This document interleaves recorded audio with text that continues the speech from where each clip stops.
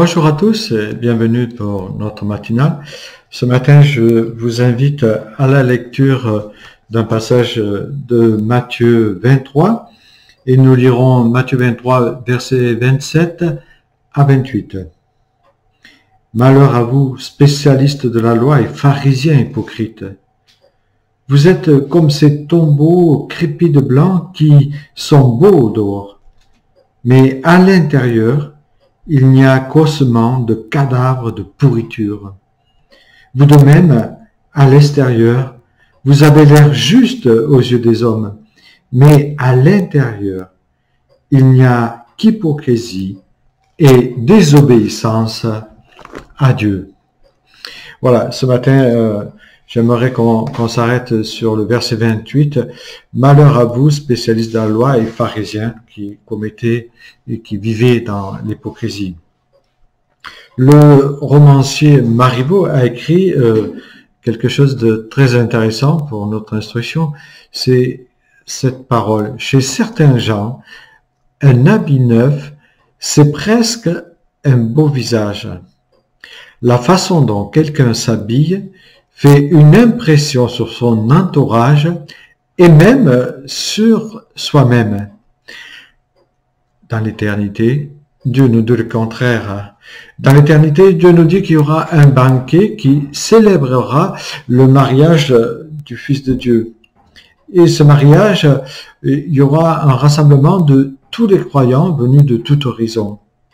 Et nous sommes invités à ce festin céleste à condition de revêtir l'habit de circonstance. Et cet habit de circonstance consiste à enlever toute hypocrisie qui peut être en nous. L'expression sans hypocrisie constitue en un seul mot grec et vient de l'adjectif anupokritos qui est composé du préfixe en, absence de, et du terme hypocrisia que nous traduisons par hypocrisie. Mais dans le premier sens, c'est une action de jouer un rôle, une pièce, un pantomime. C'est cela, en fait, l'hypocrisie.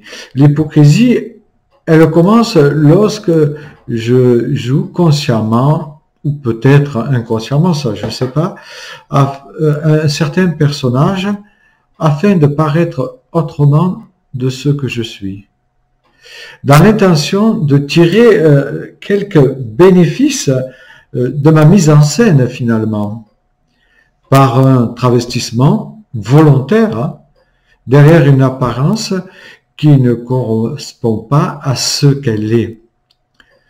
Et c'est intéressant de regarder dans le Larousse ce qu'il est dit. Dans le dictionnaire Larousse, il nous décrit l'hypocrisie comme l'attitude consistant à dissimuler son caractère ou ses intentions véritables, à affecter des sentiments, des opinions, des vertus qu'on n'a pas pour se présenter sous un jour favorable et inspirer la confiance. L'hypocrite pratique donc une forme de captatio benevolentia, les Italiens, et je le prononce mal. Il se compose une apparence qui lui vaudra une sympathie, l'estime et même l'admiration de son interlocuteur ou de ses interlocuteurs. Mais, je dirais, méfiez-vous, l'hypocrisie est un tyran. Dernièrement, c'est une émission sur France Inter, en écoutant un certain personnage, Olivier Babot, il dit « La France a développé un art particulier en matière d'hypocrisie. » Et il faisait référence au patron, aux politiques, etc. Il disait qu'elle était nécessaire, en fait, dans notre monde. Mais le plus dangereux, c'est pas qu'il ait dit cela, et qu'il ait encensé celle-ci, parce qu'il a encensé l'hypocrisie en disant qu'on ne pouvait pas vivre sans hypocrisie. Mais le plus dangereux, c'est que cette hypocrisie gagne le cœur des chrétiens et même le cœur de l'Église. Si notre monde loue celle-ci, en disant qu'elle est indispensable à un bon vivre ensemble, à une certaine paix ou une bonne entente, le Seigneur, lui, la condamne violemment et fortement. Et il nous dira un peu plus loin, au travers de l'apôtre Paul, que notre amour doit être sans hypocrisie. Et relisez ces textes juste avant, où Jésus dénonce l'hypocrisie à plusieurs reprises dans ces quelques versets. Jésus est contre cette hypocrisie parce qu'il sait très bien que l'hypocrisie peut faire des dégâts, que ce soit dans le couple, dans les familles, au travail, parmi nous chrétiens, dans la vie du chrétien, mais aussi dans l'Église.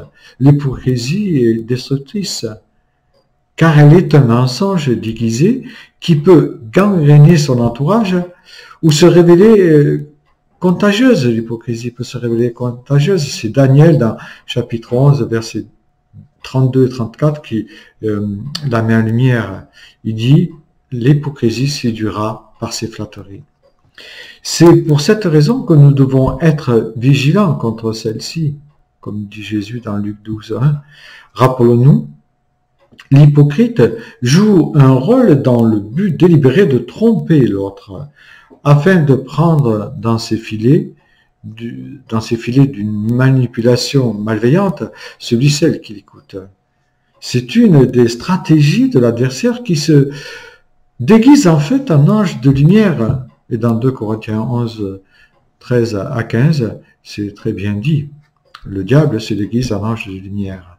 En tant que chrétiens, nous devons rejeter toute forme d'hypocrisie en nous, et si nous l'avons pratiquée, ou si nous la pratiquons, si nous nous rendons compte, si le Saint-Esprit nous parle et nous montre que nous la pratiquons, demandons au Seigneur que sa lumière brille dans les replis ténébreux de notre conscience où se cache le démon de l'hypocrisie. Et demandons-lui cette délivrance pour être vraiment des enfants de lumière. Parce que si nous confessons, Dieu est fidèle et juste pour nous pardonner. Que l'esprit de charité purifie nos cœurs, l'esprit de charité, l'amour de Dieu, purifie nos cœurs et les embrasse de son amour fraternel, de son amour pur, sincère, ardent, de cet amour vrai, afin que l'Esprit du Seigneur puisse trouver toute sa joie à demeurer parmi nous et en nous. Voilà. Que votre amour soit sans hypocrisie, fuyez le malheureux et attachez-vous au bien.